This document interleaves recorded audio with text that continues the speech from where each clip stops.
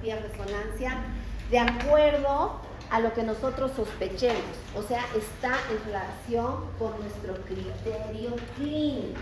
Bien, también habíamos dicho de que no hay un hallazgo patognomónico especial para una patología. ¿Qué quiere decir? Paciente que alucina no quiere decir que es igual a una esquizofrenia. Puede alucinar cualquier otro paciente, el que consuma sustancias, el que tenga fiebre. O sea, un síntoma solito no hace diagnóstico en psiquiatría y nosotros nos basamos en criterios, en una lista de criterios diagnósticos para llegar a decir que alguien tiene algo. Los criterios diagnósticos están plasmados en el DSM-5 y cuando vayamos viendo patología tras patología, vamos a ir viendo en el DSM-5 qué criterios dice que tiene que cumplir para tener, por ejemplo, depresión, ansiedad y así sucesivamente. Bien, también va registrado en la historia clínica el plan terapéutico y todas las evoluciones que ustedes hagan. Bien, pero habíamos dicho de que nosotros podemos partir siempre de un punto. El punto cero es, me llega un paciente y yo lo que tengo que hacer, el primer diagnóstico diferencial toda la vida, sea cual sea el paciente, grande, adulto, niño, adolescente, lo que sea, es si esa sintomatología que está trayendo es a causa de una enfermedad orgánica o de una enfermedad física. ¿Bien? Porque enfermedades físicas también pueden traer síntomas de psicopatología, como por ejemplo la alucinación secundaria a la fiebre.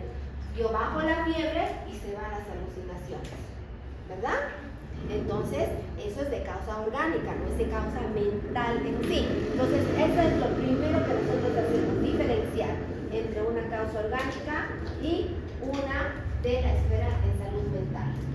¿Algunas pautas puedo tener para hacer esta diferenciación? Sí. Sobre todo en patologías orgánicas, lo que más está alterada es la conciencia, la atención, la memoria y la inteligencia. Pero no es regla general, porque también pueden estar alteradas en patologías en salud mental. Bueno, nosotros habíamos tomado en cuenta de que los datos de la persona que nos da la información es importante. Por lo tanto, la fuente de la historia y la confiabilidad que voy a tener acerca de la información que me está dando, la tengo que escribir en la historia clínica. Recuerden que la mayoría de las veces son pacientes que muchas de las veces lastimosamente no merecen confianza, ¿no? ¿Por qué? Porque puede estar en un cuadro delirante y obviamente todo lo que me está diciendo pues no puede ser creíble, ¿verdad? Bien. El motivo de consulta, recuerden de que nos va a guiar en nuestra historia clínica. Nosotros tenemos que entender que todos los cuadros para nosotros tienen cierto nivel de gravedad. O sea, pueden llegar de pacientes con una depresión leve, moderada, severa, y de diferentes grados con la misma patología, que también nos ayuda a elegir, por ejemplo, la intervención temprana que yo voy a hacer. Les voy a poner un ejemplo. Una consulta en emergencia no es igual a una consulta en consultorio, ¿verdad? No va a ser nunca jamás igual. ¿Por qué? Porque en la emergencia seguramente yo voy a obviar varios de los pasos que nosotros hacemos en una historia clínica convencional. No le voy a preguntar antecedentes familiares, personales, si estoy en una guardia, en una emergencia, ¿no? Bueno, entonces un cuadro grave, obviamente, la intervención también y la historia clínica en sí misma va a ser diferente. Bien, nosotros tenemos a la vez algunos cuestionarios que podemos utilizar para ver el grado de gravedad o la patología que yo pueda tener enfrente con este paciente. Algunos test, cuestionarios que nos pueden ayudar para hacer el diagnóstico, ¿pueden ir unidos a la historia clínica? Sí, la respuesta es sí. Hay escalas para depresión, hay escalas para ansiedad, hay escalas, por ejemplo, para consumo de sustancias, que es el Gage, que puedo utilizar y que pueden reforzar mi entrevista, pero solitos no hacen diagnóstico. O sea, no puedes hacer un diagnóstico de ansiedad solo haciéndole una escala de Beck de ansiedad. No existe, porque les repito por millonésima vez, para psiquiatría la entrevista es esencial para llegar a un diagnóstico. Bien. Entonces pasamos al examen psicopatológico. Hemos hablado de la historia clínica, los exámenes complementarios que yo puedo pedir la próxima clase, que en realidad no va a haber próxima clase porque es feriado.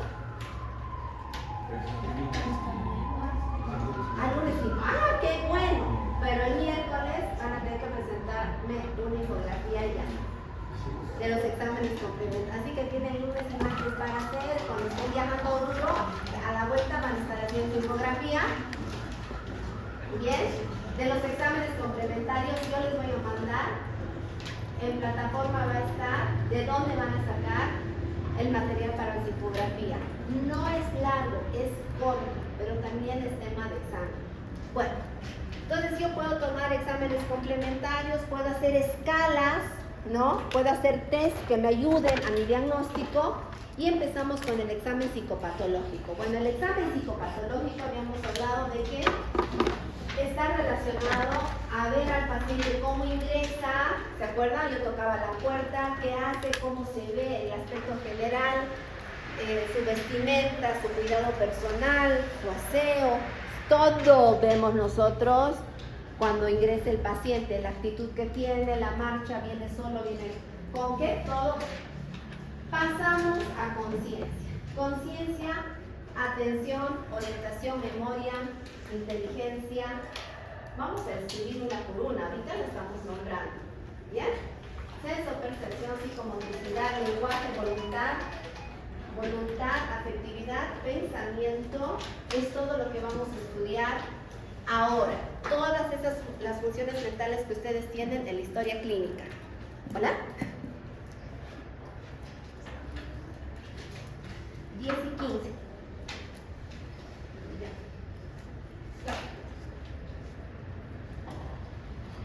Ya. Chao.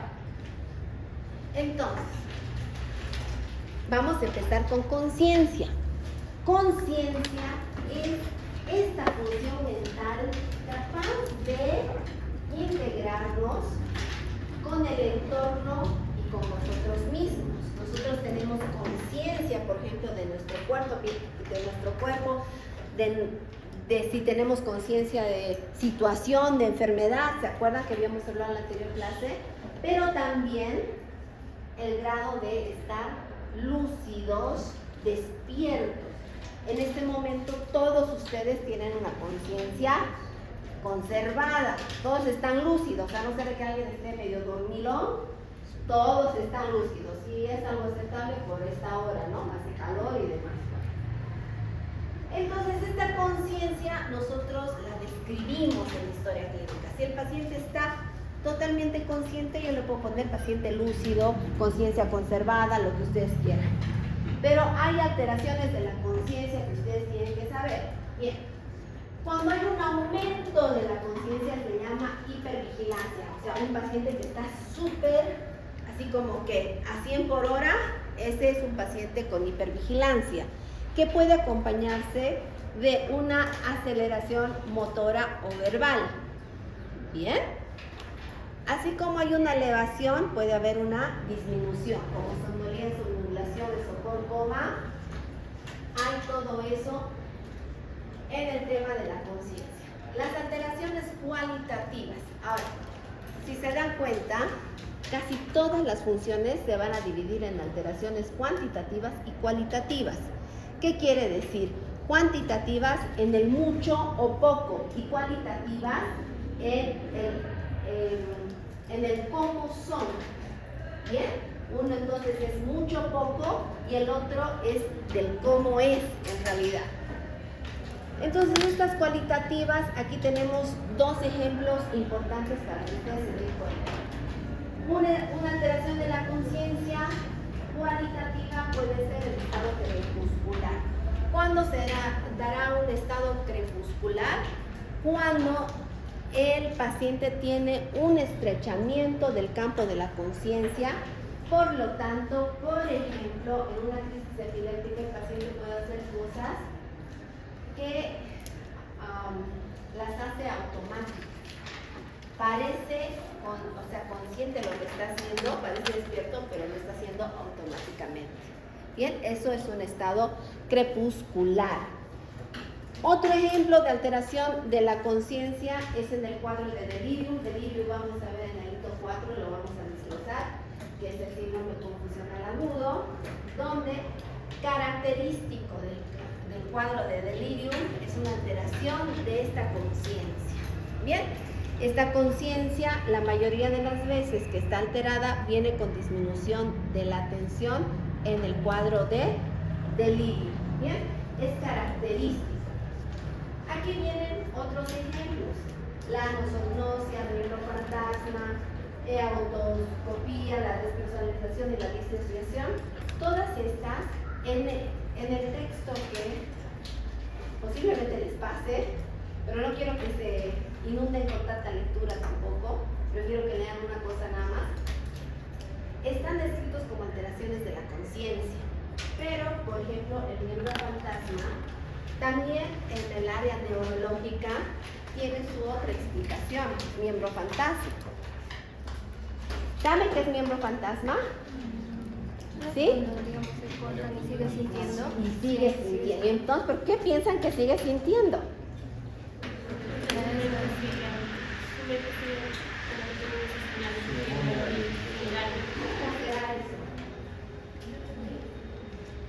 ¿Están pintando algo? ¿Cómo será? ¿Qué piensa? ¿Que su mente sigue pensando de que está ahí? Por la memoria a largo plazo, porque recuerda que si ha sido ocultada de un momento a otro, la memoria sigue recordando. ¿Y dónde está esa memoria? ¿Dónde está esa memoria? ¿Las células tendrán memoria? ¿Sí? ¿No ves? Sí tiene. No solo está en el hipocampo. Hace mucho tiempo se pensaba que solamente estaba en el hipocampo, ahora se sabe que hay muchas otras estructuras involucradas en el memoria. Y te cuento de que si ustedes se acuerdan, en un músculo, se acuerdan en neuroanatomía, han visto neuroanatomía, ¿verdad? Del primer año, algún dibujito con una mano grande, un pie grande, una lengua. Y había una parte justo de la pierna, del brazo y del demás representada, ¿no? Y entonces cuando le amputan algo, pues no le amputan esa parte del cerebro paralelamente, ¿no? Entonces hay muchas explicaciones acerca del miembro fantasma, ¿no? Realmente hay muchas, todavía se sigue buscando cómo ayudarlos exactamente. Bueno, pasamos la despersonalización, que para nosotros despersonalización y desrealización vamos a ver también las alteraciones sensoperceptivas. La despersonalización es cuando uno se siente raro. No se asusten porque te cuento de que termina la clase de psiquiatría y la mitad de mis alumnos piensan que, no sé, avanzamos depresión, piensan que todos están depresivos. La próxima clase avanzamos de ansiedad, la otra mitad piensa que tiene ansiedad. Y sí, bueno, despersonalización es normal en cierta edad. Se sienten raros. Los adolescentes pueden sentir despersonalización, pero también puede formar parte de ciertas patologías. Entonces la despersonalización es cuando te sientes raro, algo cambiado en ti. La desrealización, que es diferente a la despersonalización, la desrealización es cuando tú sales a la calle y piensas que todo ha cambiado, el mundo ha cambiado. Ahora una persona puede tener ambas cosas: despersonalización y desrealización. Listo. Bueno, alucinaciones y demás, esto lo vamos a ver en alteraciones sensoperceptivas. Y aquí está la anosognosia. La anosognosia está descrito más en pacientes del área de neurología, pacientes que pueden ir y claramente tú puedes ver que tiene una alteración, pero él no la reconoce. Eso se llama anosognosia. anosognosia. Bien. Doctora, ¿y las lagunas mentales después de un trabajo, accidente? También ¿Qué puede se ser. llama la laguna mental? ¿Alteración de la conciencia o de la memoria? Bueno, recuerden de que ahorita vamos a describir una por una, ¿no?, las funciones mentales para entenderlas. Todas funcionan al mismo tiempo. En tu cerebro está que conciencia, activado, atención, te empiezas a desatender, tu atención disminuye y así es todo un barullo el cerebro.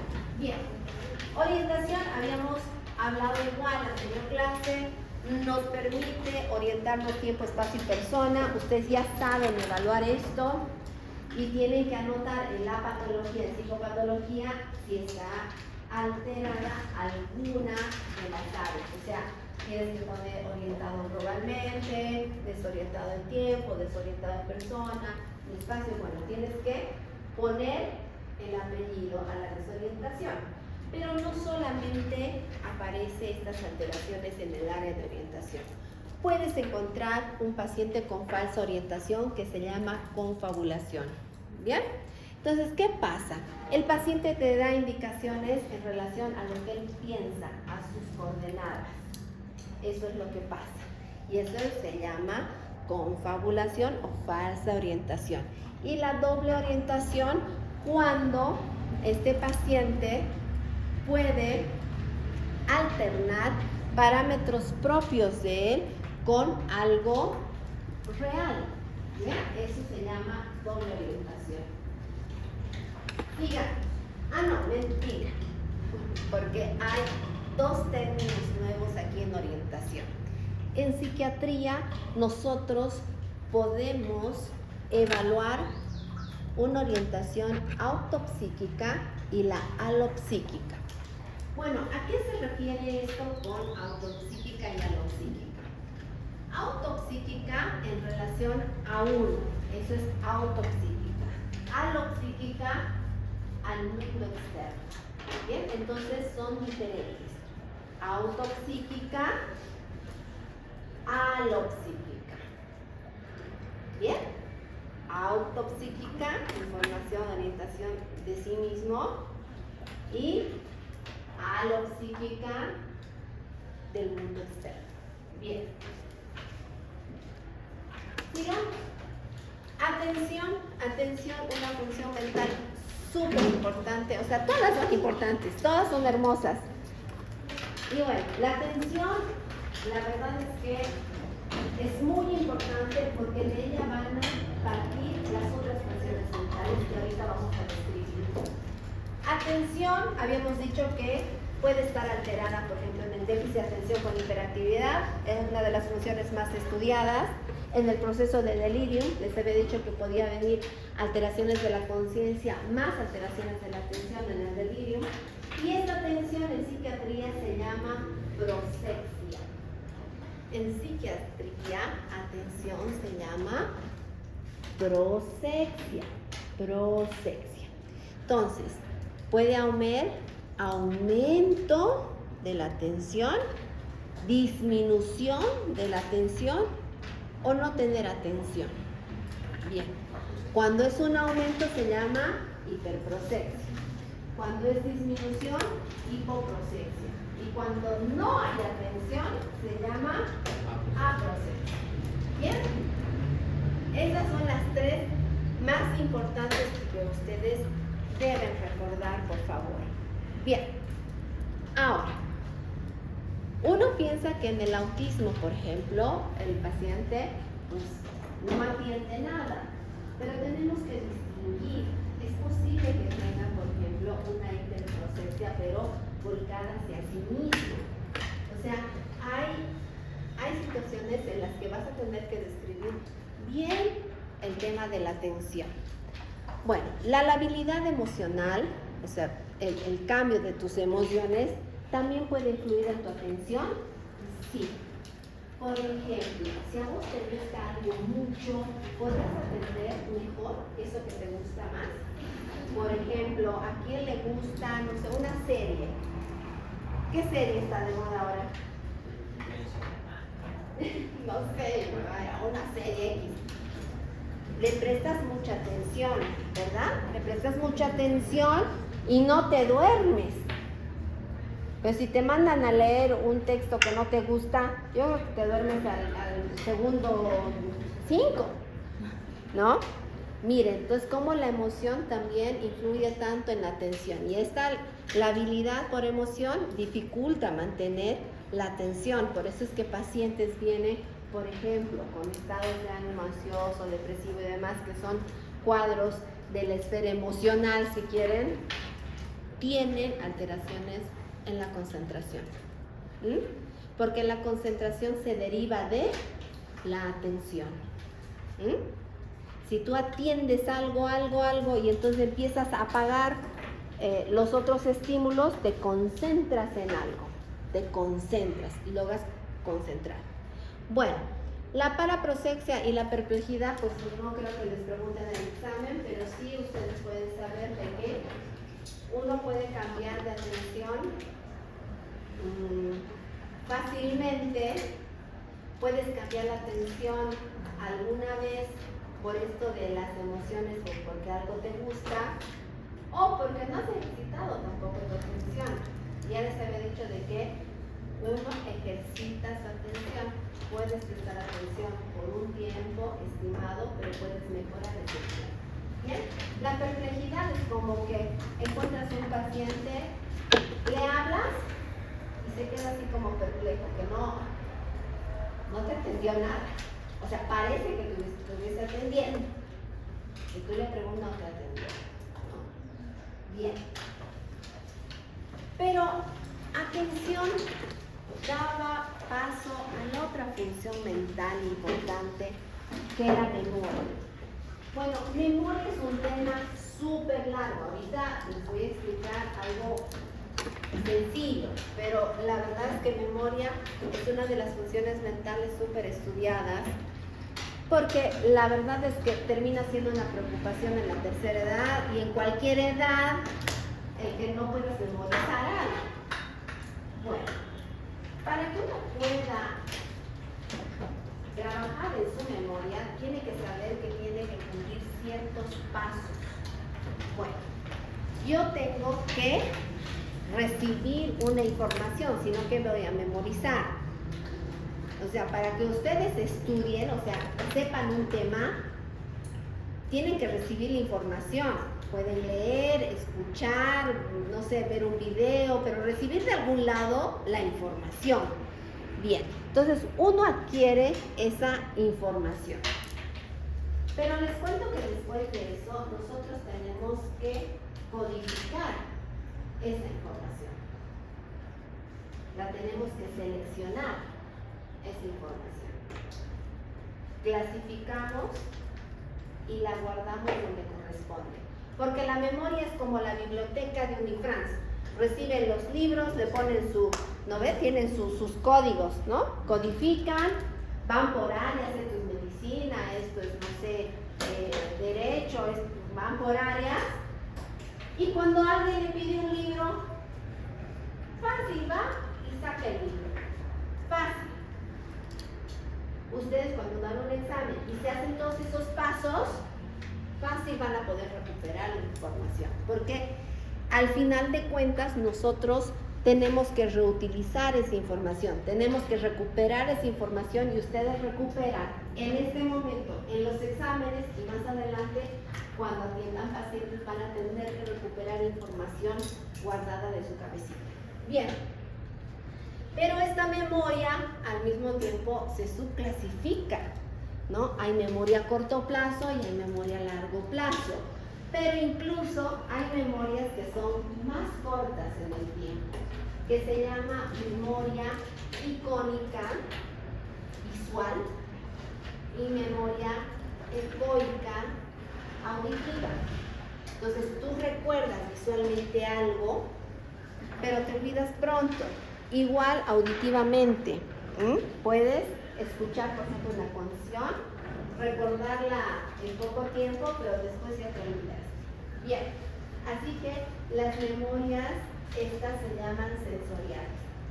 La de corto plazo está muy vinculada al tema de la atención. ¿Cuánta atención le pusiste? Por ejemplo, si yo le pregunto a... Ay,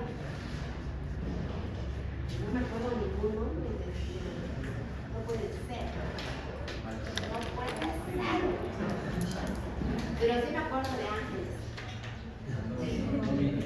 María de los Ángeles.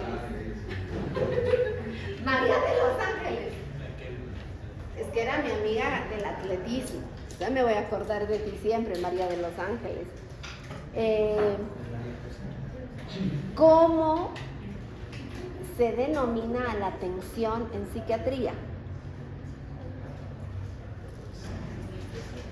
¿Quién le va a ayudar a la María de los Ángeles? Prosexia.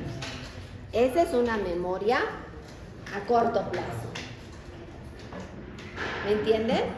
Ahora, que si se acuerdan de aquí a 2 años, ¿verdad? Prosexia ya ha pasado a tu memoria a largo plazo. Por favor, no se asusten porque todo lo que ustedes han aprendido desde el primer semestre no ha pasado a la memoria a largo plazo. Estoy segura que todo no ha pasado. Los conceptos más importantes, sí. Y si no, repasen. Y para no olvidar lo que ha quedado en tu memoria a largo plazo, pues lo tienes que ejercitar. Lo tienes que ejercitar. Bien. Toda la memoria a corto plazo, cierta parte se va a la de largo plazo y esta de largo plazo se subdivide, ¿bien? Se subdivide en una memoria declarativa y en otra no declarativa. La declarativa a la vez se subdivide en la semántica y episódica, ¿bien? La no declarativa normalmente son todas las cosas como en la memoria de trabajo, que la hacemos automáticamente, no la decimos verbalmente. Por ejemplo, el manejar bicicleta o manejar un auto y es automático. O sea, yo puedo estar pensando en otra cosa y seguir manejando el auto, ¿verdad? Pero obviamente en las primeras etapas de aprender a manejar, yo estoy muy concentrada que primero el embrague, después la caja. Bueno, no sé cómo ahora son automáticos, ¿no? Bien, pero estoy muy atento. Y después ya, pues es automático. Bien. Digamos, ¿hay alteraciones de la memoria? Pues sí. Cuando hay un aumento, se llama hipermnesia. Cuando hay disminución, hipomnesia. Cuando hay falta de, se llama la famosa amnesia. Bueno, la famosa amnesia. Pero, como están pasando psiquiatría, no me puedo quedar ahí, sino que esta amnesia a la vez se subdivide. Puedo tener una amnesia anterógrada y otra una amnesia retrógrada. Y entonces, ¿cómo la voy a distinguir? La amnesia anterógrada es la incapacidad de formar nueva memoria. En cambio, la retrógrada es la incapacidad de evocar o traer del pasado cosas, recordar. ¿Bien? Hay una película. ¿Alguien ha visto la película? Con Drew Barrymore, la tiene que enamorar todos los días. Ok. ¿Qué clase de amnesia tiene? Anterógrada, ¿verdad? Porque tiene la incapacidad de fijar nueva información. Se acuerda todo lo anterior, pero pues nueva información no. Vean de que casi todos los temas de psiquiatría son motivo para hacer película. Realmente, todos los temas en psiquiatría, todos creo que se han hecho película. Paciente ansioso, depresivo, alcohólico, adicto, de todo, ahí está. Bien. Sigamos. Pero no solamente hay alteraciones cuantitativas, de si hay mucho o hay poca. Ajá. Hay alteraciones cualitativas. Aquí les he puesto las dos más frecuentes de las criptomnesias, ¿no? Déjà vu y jamais vu, que esto, pues todo el mundo lo sabe, ¿verdad? ¿Qué será el déjà vu? Cosas que sientes que ya pasaron. Parece que esto ya ha pasado antes, ¿verdad? Bien.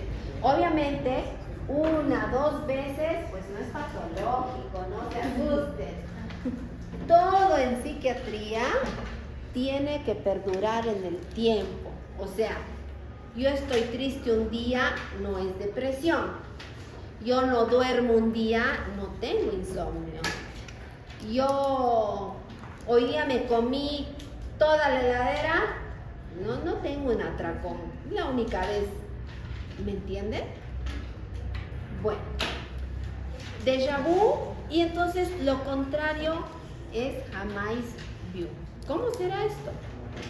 Es que yo entro acá, ya habíamos pasado clases 2 meses, y entro un día y dígame, no los conozco.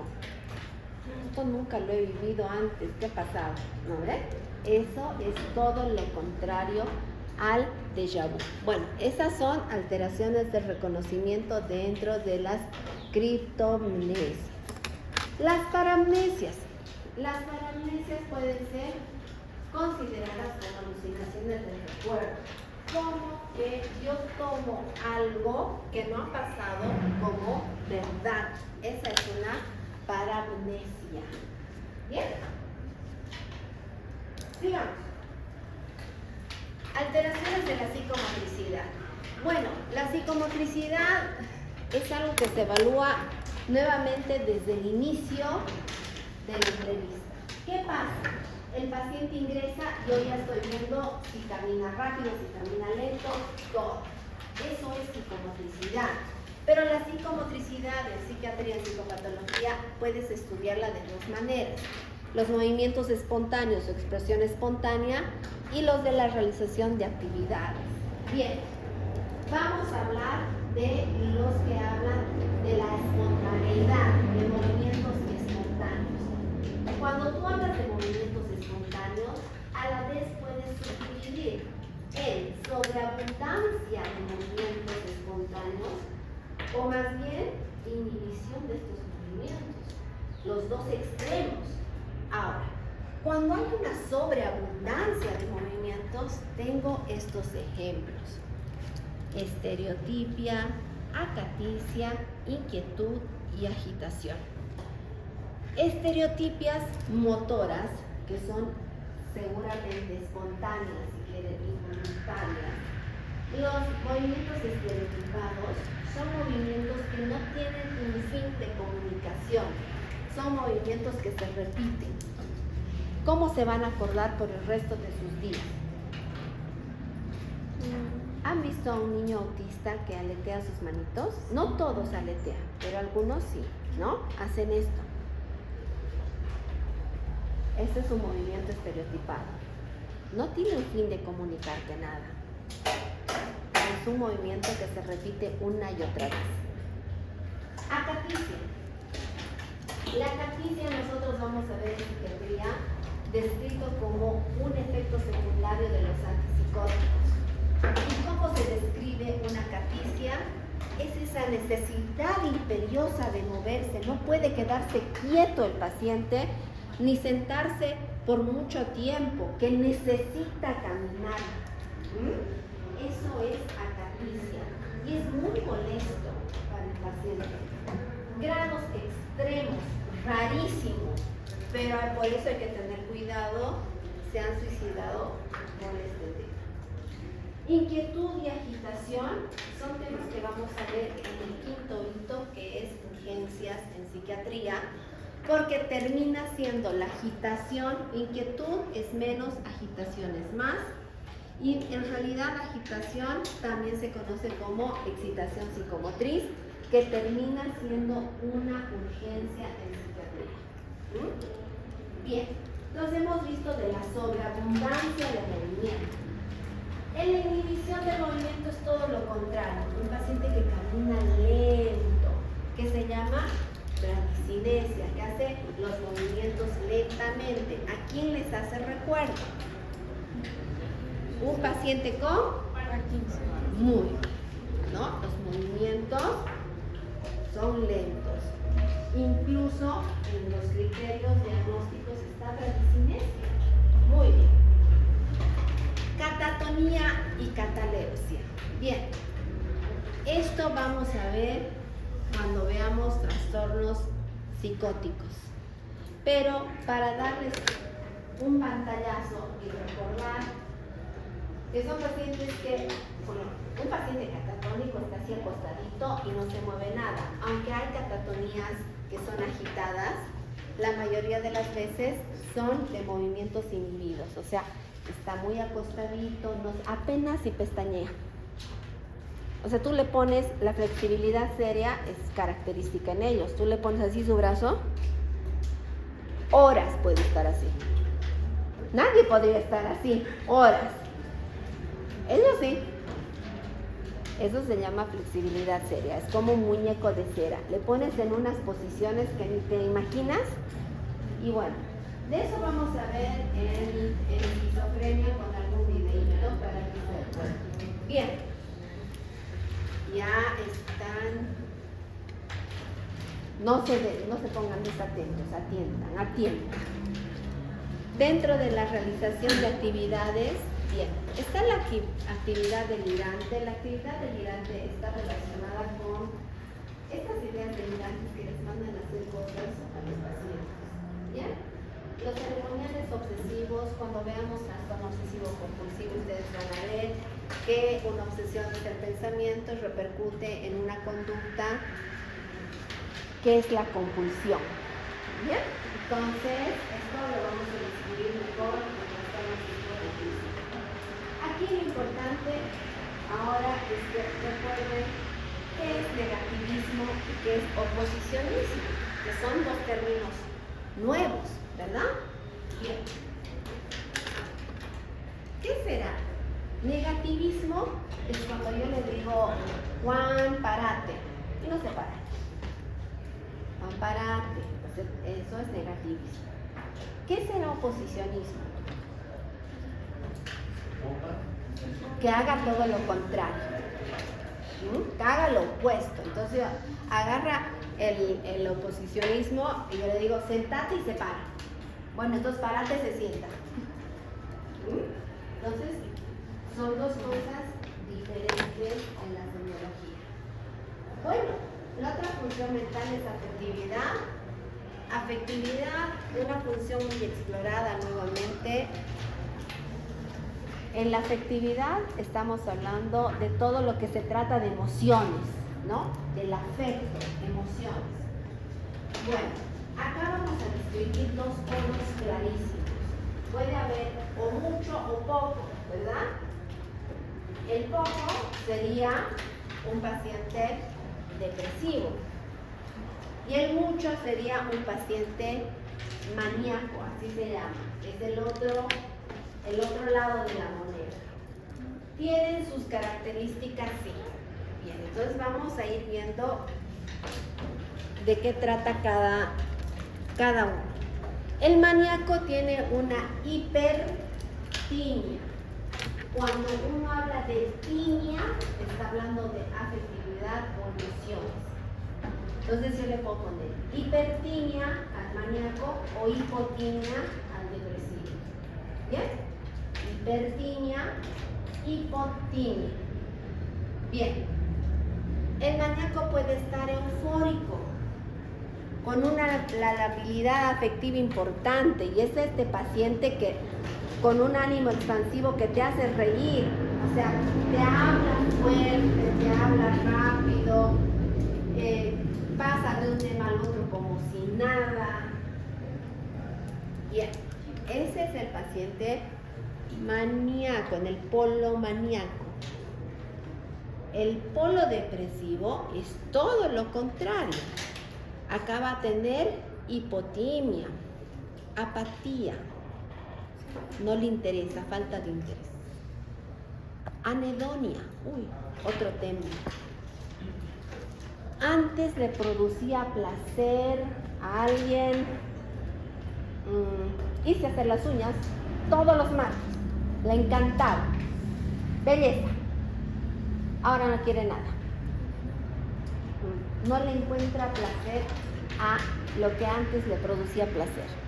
Cero, nada. Disforia.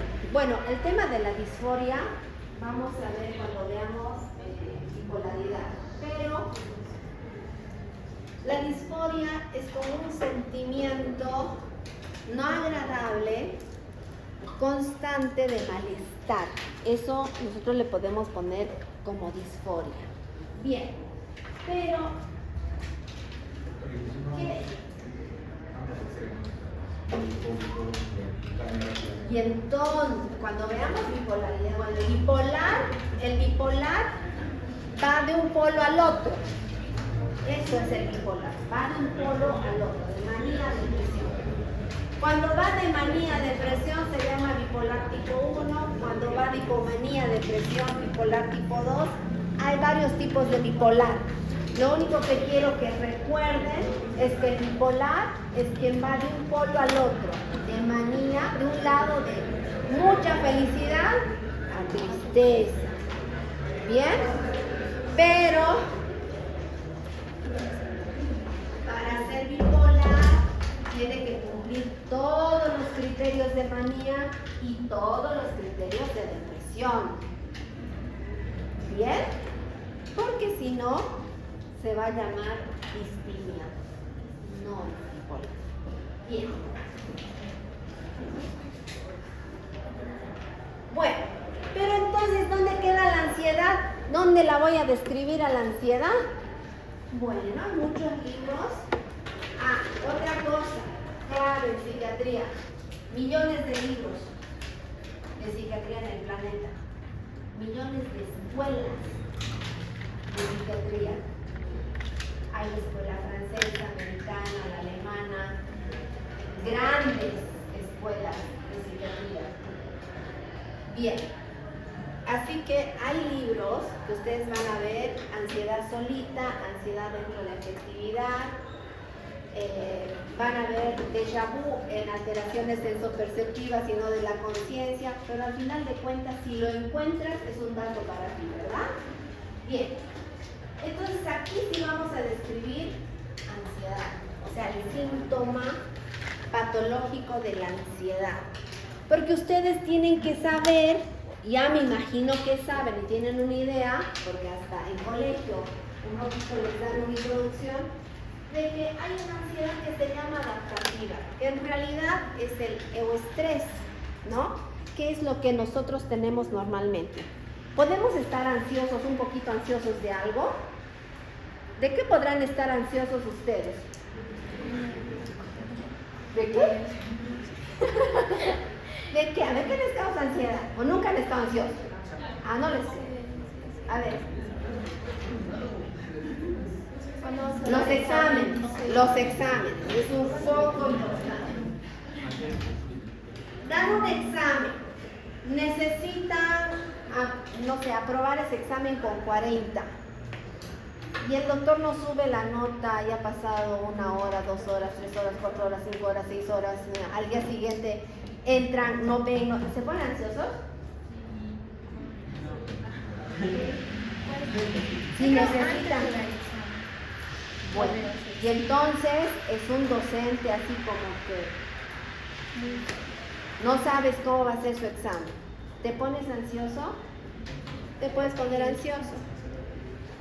A ver, ¿qué otro ejemplo de que algo les ponga ansiosos? Conducir. ¿Qué? Conducir. Al principio, los primeros días, nadie nace sabiendo manejar, ¿no ves? Bueno, sí te puedes poner. ¿Qué más? Exponer un tema te puede poner ansioso. ¿Qué más? ¿Qué? Bueno.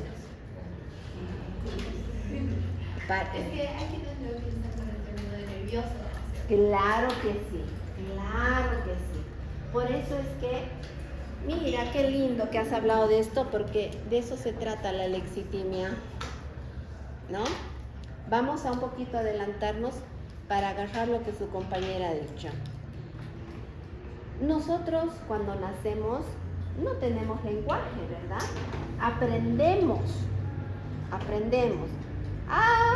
El bebé llora, tiene hambre, después aprende a decir que tiene hambre, ¿no? Siente un dolor había sido tristeza. Estás triste, aprende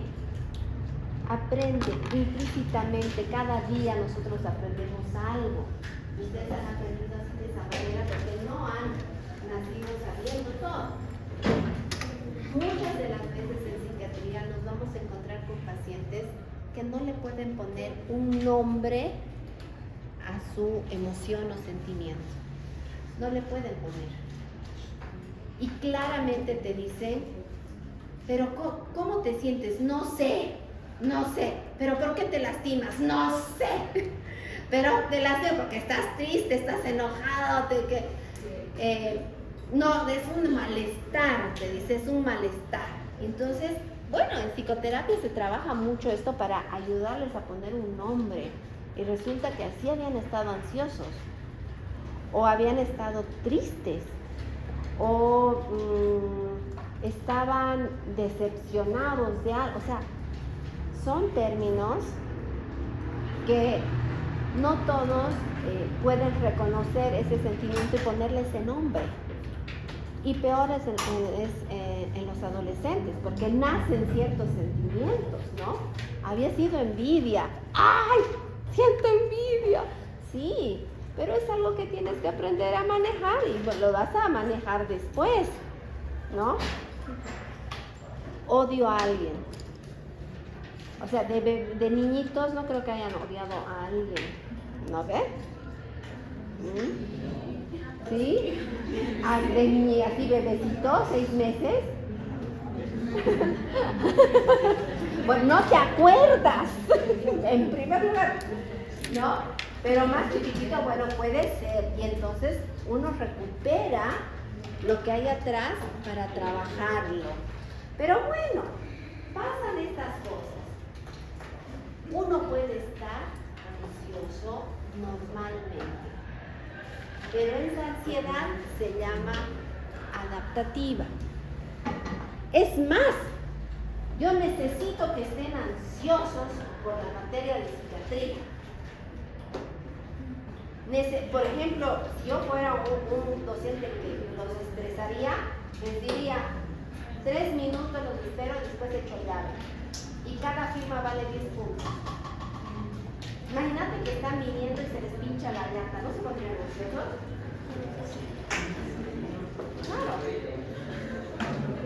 Claro que se pondrían ansiosos, ¿no? Tengo que llegar, lo dejan el auto, vienen corriendo, no sé, me mandan una foto de la llanta, estoy así, sí. No, ¿qué diferencia con el estrés? ¿Cómo? ¿Qué diferencia con el estrés? Con el diestrés sería, aquí está la patológica. Aquí la adaptativa te ayuda.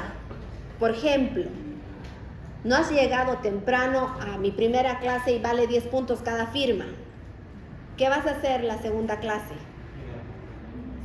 Vas a hacer todo lo posible. Vas a salir 10 minutos antes de tu casa, 15 minutos antes, porque sabes que el micro pasa a esa hora. Te ha puesto más alerta. Te ha puesto más alerta. Y eso algunas veces necesitamos nosotros los docentes. Tengo que estresarlos un poco, porque les estreso un poco y memorizan más, se concentran, estresados, así, ay, no sé qué me va a preguntar el electrocardiograma, lo estudian, ven videos de arriba abajo, les va mal, lloran, se estresan más, siguen estudiando, pero no quieren aplazarse. ¿Me entienden? Es adaptativo, te ayuda a... ¿Qué ha pasado en la pandemia? Todo el mundo estresado cuando entró a la plataforma, ¿verdad? Al principio. He apretado mal, he borrado mi tarea, ¿no? Después ya se han adaptado. ya saben hacer infogramas, de todo saben hacer. Bien. Pero aquí viene la patológica. Y este es un buen ejemplo para mostrarles cómo de lo normal hay una línea tan delgada para pasar a lo patológico. Es una línea muy delgada.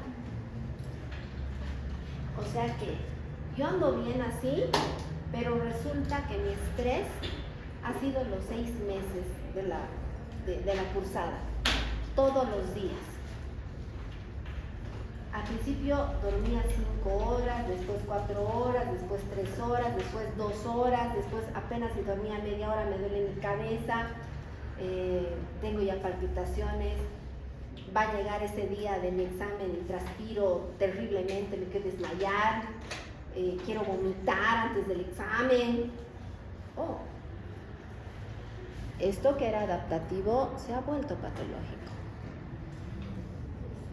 Ya está interfiriendo con mi vida. Bien. Y esta patológica tiene estos 3 componentes muy claros, muy claros.